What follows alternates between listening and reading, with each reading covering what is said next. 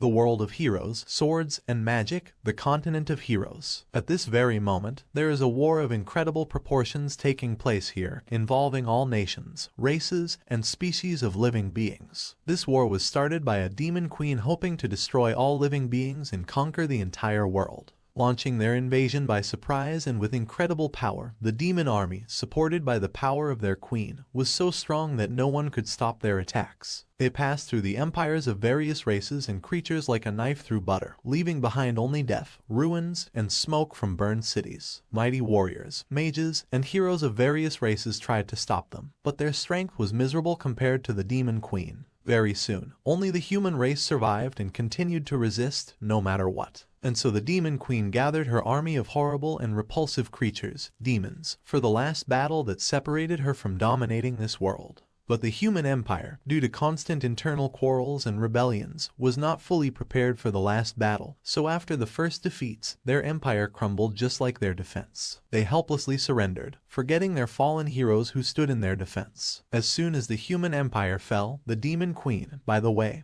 her name was Elizabeth, proclaimed herself as the sole and undisputed ruler of this world. Having covered the whole world with her ominous shadow, she did not want to stop and continue to cherish her evil plans known only to her. Meanwhile, the capital of the human empire is being defeated by an army of demons. Surrounded by the ruins of the once incredible palace and the bodies of the last defenders of this citadel, the High Mage looked at the ruins in despair in the presence of the prince. In the throne room, the High Magician Barrow began to make his last speech, in which he assured that in the future a hero would surely appear who would defeat and destroy the demon Queen Elizabeth, as it was described in ancient legends. He was putting all the despair and rage that he was feeling at what he was seeing around him into it. However, suddenly he fell to the ground from the prince's blow. Taken by surprise by this betrayal, he had no time to do anything. He could only guess at the prince's motives and goals. Prince Wismalfoy leaned over the defeated teacher and mentor with a seemingly good-natured face, but his words were pure poison. He said that he should take Her Majesty's order seriously, and that no one was interested in his opinion at all.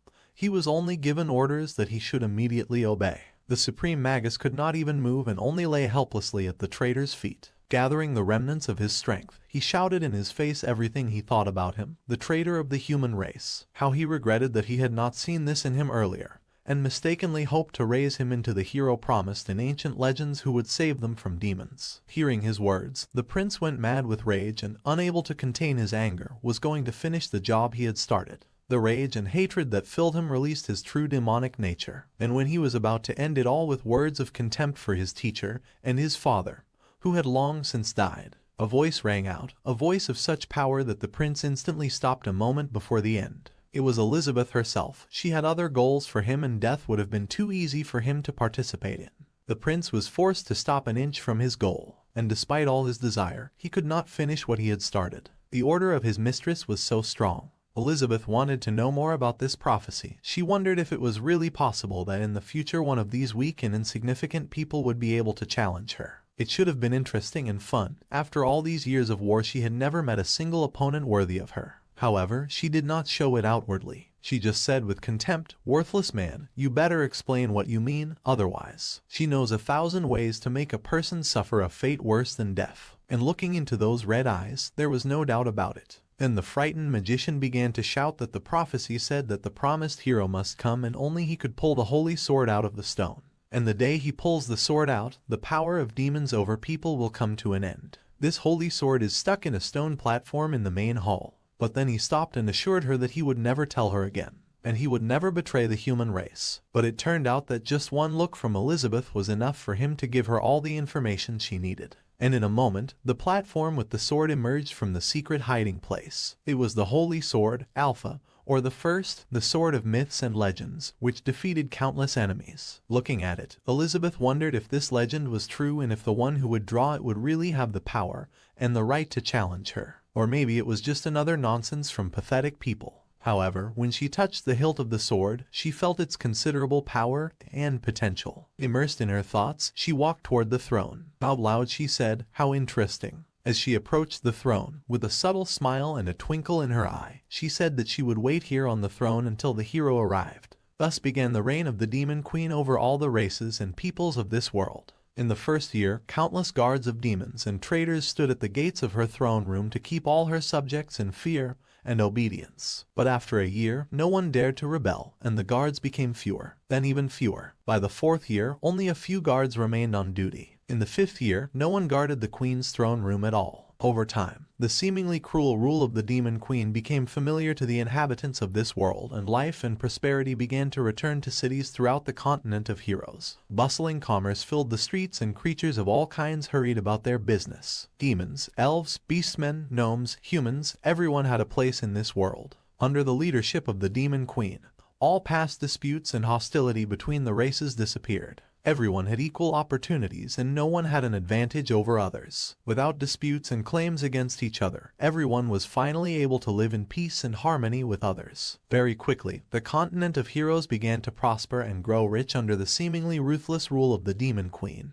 Because of this, many began to worry and fear the return of the hero, which could destroy the fragile peace. Therefore, an anti-heroic alliance was formed to prevent the return of the promised hero. Elizabeth sat on a throne of the demonic empire, receiving envoys from different races and from remote corners of her empire. The throne room had been restored and was meant to emphasize the queen's power. The only reason for the guests was a single question: so, is there any news of the promised hero? The first to speak are the representatives of the elves and dwarves. Twilia, the chancellor of the elven race, assures them that they have already engaged all the wood insects in the search, but have found absolutely nothing about the promised hero. Heimerdinger, the chancellor of the dwarf race, said that the dwarves are not very good at collecting information, but they have collected information from all the weapon shops, and according to this research there is no one suspicious. Then the representative of the humans, Aristotle, spoke, and he said smugly and proudly that he believed that even if the promised hero did appear, he would not be able to stand up to all of us. We didn't have to worry about him at all. The next to speak was the demon chancellor, Jim, who could hardly hide his anger, and immediately said, in response to Aristotle's words, that he might not know because he had only recently joined, but that Her Majesty was not afraid of the promised hero. On the contrary, she really wants him to come. He also whispered that the queen had collected all kinds of ancient books on magic and martial arts to study. At the same time, with a reverent whisper, the Beastman Chancellor added that Her Majesty could destroy the continent of heroes in a matter of seconds. The elf exclaimed that it was all the fault of the idiot Barrows. What prophecy? That's just nonsense. That with Her Majesty they could just let the promised hero die. At the same time, a noise began to come from the doorway, and a clumsy old man entered the room shouting, "Cancel the hero, cancel the hero." Heimerdinger only tiredly noted that as soon as someone starts talking about Barrow, he immediately appears, as in the famous saying, wearing a loose shirt and pink underpants. Barrow Smith moved around the room, shouting loudly. Once a high magician and priest of the human race, he was now the president of the Demon Queen's fan club and the Association Against the Promised Hero. Once the pride of the human race and a model of behavior and dignity, he had become a henchman and a petty sycophant of the Demon Queen. Just one snap of Elizabeth's fingers and incredible magical power is released from her hand. This stream of magic, like a huge hand, picks up the unfortunate magician and priest, knocking the breath out of him and all the junk he brought with him. Pulling him to her, Elizabeth asks him with a seemingly sweet smile, where is the promised hero? Scared to death, squeezed by an incredible force, he begins to make a lame excuse, that the prophecy might not be accurate or even true at all, especially if the purpose of the prophecy is not at all what was expected. Like, for example, Her Unsurpassed Majesty. Their sweet conversation was interrupted by the young prince, who said with all his graciousness that the old priest was right, that it was a great insult to believe in this stupid prophecy and apply it to Her Majesty. This unfortunate priest had recently found something that allowed him to say that. But before he could finish, he received a powerful slap from the queen that knocked him out. She didn't even look in his direction and just threw him over her shoulder with contempt. "Get lost, you bum."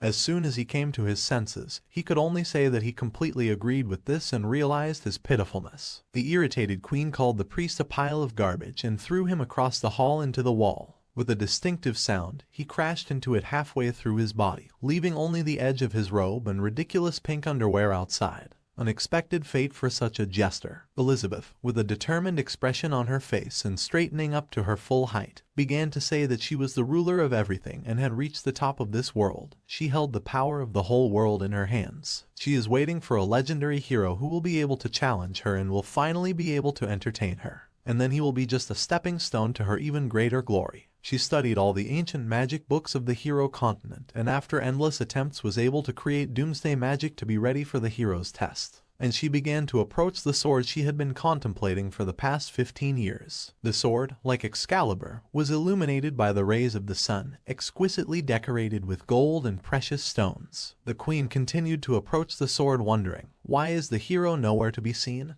Where is he? She continued to stare at the sword with concentration. And there it was at arm's length, so shiny and beautiful and at the same time powerful and deadly. So, since the hero does not go to Elizabeth, she will come to him. And she took the hilt of the sword with a stone expression full of determination that her subjects had not seen for a long time. As soon as everyone in the room realized what their queen was going to do, they were filled with fear and bewilderment. They all wondered how she dared to do this. They immediately started shouting at her to stop. But their opinion was worthless to her, so she gripped the hilt of her sword with all her strength and tenacity. And with the words, "I am coming to you," she began to pull it. The whole hall was filled with flashes of energy coming from the queen. But even with such power she could not do it all at once, but she continued to pull with all the strength she had. Sweat began to drip down her terrible and beautiful face. The expression of maximum tension was frozen on her face. It was a scary and dangerous sight. The wind and lightning of pure energy began to demolish everything around. None of those present in a throne room could stand on their feet.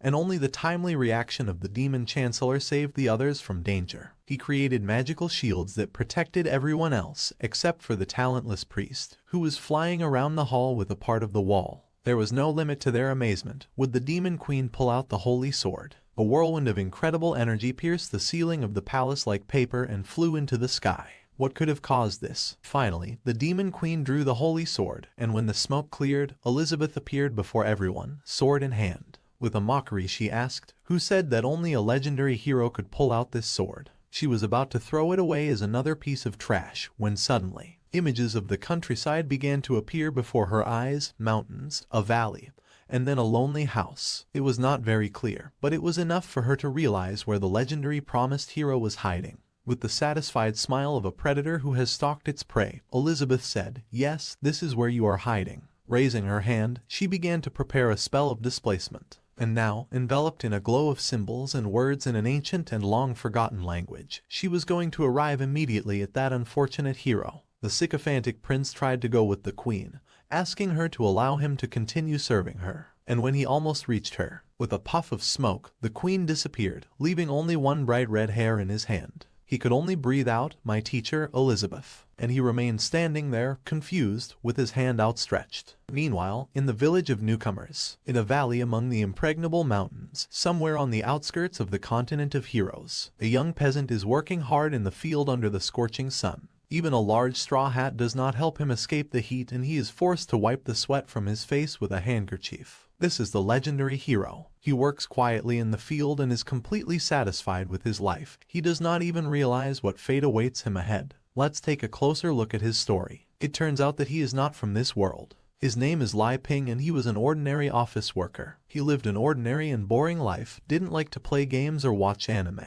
His only pleasure was watching his favorite short videos on his way to work on public transportation. These were short videos about farming. They talked about different tips for fertilizing the soil for different types of plants, as well as processing the harvested crops into ready-to-eat meals. He also liked videos about animal care. In other words, he loved everything about agriculture and such a simple, carefree life. He was so jealous of those who made these videos. He wanted to live the same life so badly. He had dreamed about it so many times, but one day something was different. Suddenly, everything around him disappeared, and only the strap of the transport remained in his hand. A new world was already surrounding him with a flock of dragons in the air, flying majestically by. Different air, different sky, different mountains, everything new. And then Lai realized that this was not a dream, not a vision. He was frightened and confused. How could this have happened to him? As time went on, under the guidance of the novice system, he slowly learned the basic skills of survival in this world. In fact, at first he knew nothing about this completely different world.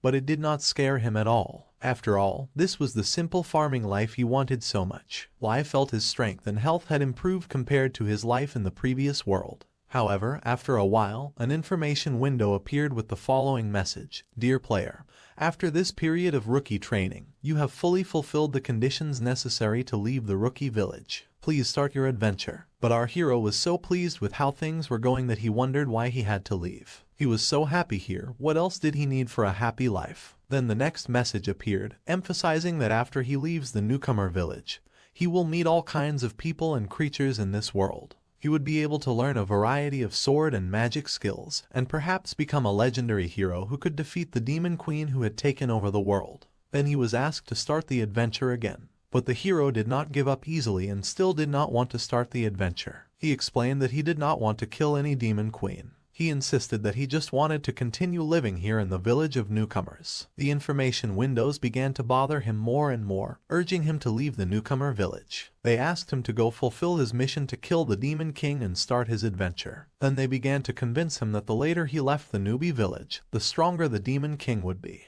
That learning sword and magic skills would allow the legendary hero to get treasures and all kinds of interesting encounters. Then the system simply required him to start the adventure. Over and over again, the system kept telling him to leave the newbie village and start the adventure. But it seemed that there was nothing the system could do to him except give him messages and couldn't force him to leave. Lee decided that he could go to hell with this demon king.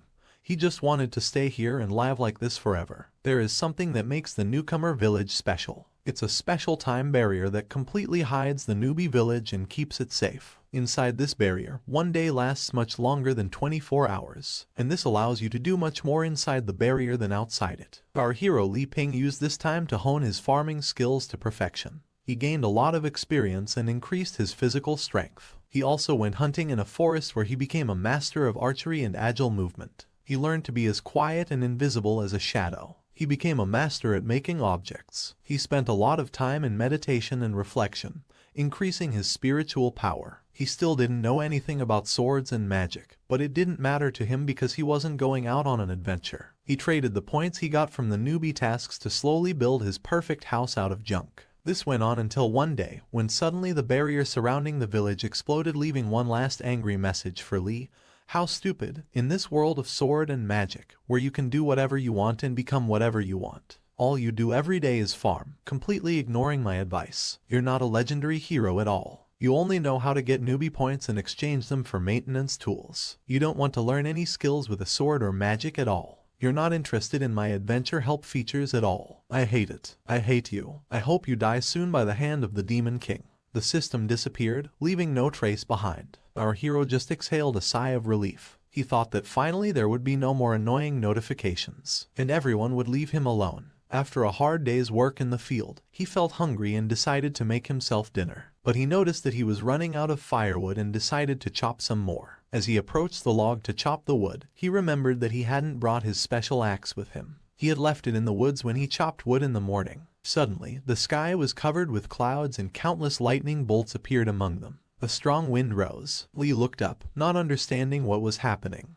It was the first time he had ever seen anything like this. Frightened and confused, he said, "Not now." Elizabeth appeared from the sky, surrounded by lightning. It was a spectacular appearance. Satisfied that she had finally found this unfortunate legendary hero, she smiled to herself, hoping for fun ahead. But all her hopes were dashed in a moment and she looked in amazement at what was happening on the ground. Our legendary hero ran as fast as he could to his house. But the reason for this was not Elizabeth, whom he did not even notice, but the clouds with rain that Lee noticed, and he was worried about his belongings and fish that were drying in the open air. Elizabeth could only guess why he was running. Is he really the legendary hero promised in the prophecies? Why is he so insignificant? Lee breathed a sigh of relief, glad to have managed to save his belongings and dried fish and sausages from the rain. His robo-dog companion, Wang Kai, was not as calm and happy as his master. He started barking at the clouds, anticipating trouble. But Lee did not understand what was happening at all. He thought his dog was afraid of the rain and thunderstorm. He began to calm him down, trying to explain to him that it was about to rain and they had to go home.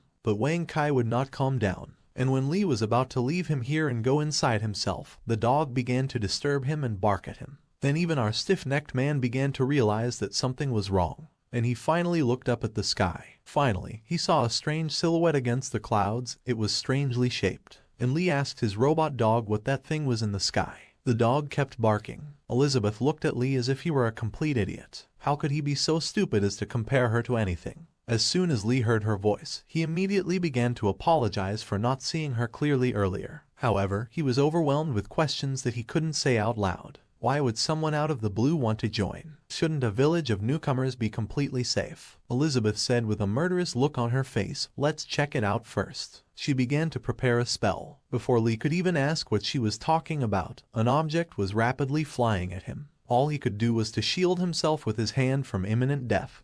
But Elizabeth was surprised. The fact that he remained alive and unharmed was promising. Instead of piercing him, the sword began to make a circle around him. And then it lay right in his hand, ready to fight. Lee was as shocked as Elizabeth. How did he do that? He immediately struck a heroic pose and swung his sword. But it was all instinctive. As soon as he realized what was happening, he immediately began to try to throw away the sword, which flew into his hand. Lee was stunned and frightened by what was happening. Elizabeth stated that the recognition of the Holy Sword Alpha could not be wrong. She had finally found the legendary hero. But something was wrong with him. His magical powers were so low that even the ordinary soldiers in her army were outclassed by him. Could he be hiding his true power? This was an unanswered question. Then she introduced herself to Lee, said that her name was Elizabeth and she was the strongest demon queen in history.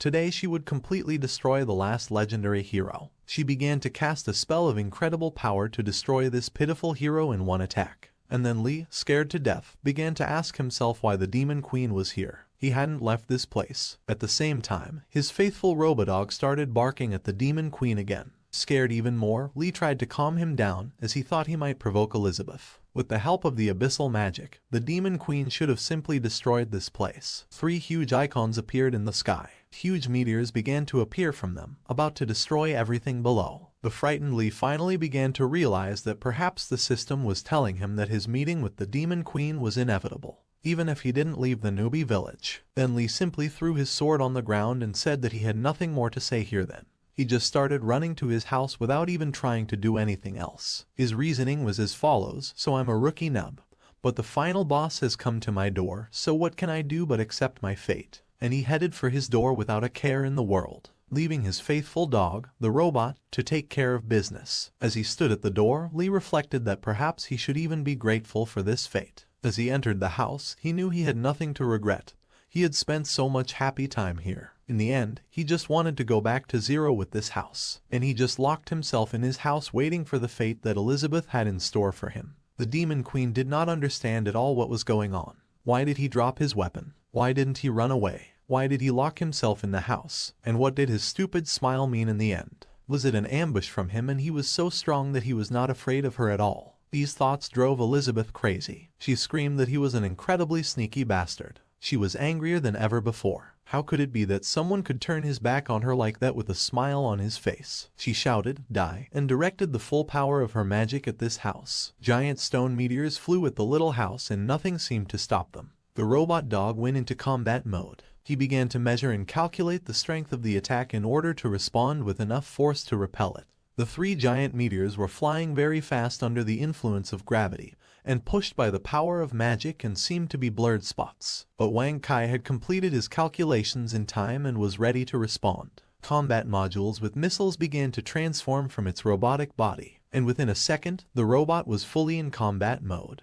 It was armed with dozens of missiles and other countermeasures to counter threats. It opened fire with all the weapons it had, and thanks to the calculations made, each of its shells hit the target. The first attack was repelled by the efforts of the robot's faithful dog. Elizabeth liked what she saw. The hero from the legends was not so helpless after all. He had such an advanced magic tool in the form of this robotic dog. It must be a legendary battle. But compared to it, this dog was absolutely nothing. And she was going to prove it in battle. She began to prepare an even more powerful spell again. With the help of apocalyptic magic, she was going to destroy this whole piece of the continent. She told the dog that she had lost interest in testing its capabilities and was going to end it here and now. She summoned an incredibly large meteor of pure energy. Wang Kai started his calculations again, and as soon as he completed them, he got ready to act. He began to generate a small black hole. Wang Kai enlarged it to a certain point, and then he launched it into a huge energy meteor. The demon queen saw his attempt, but she was sure that he would not succeed.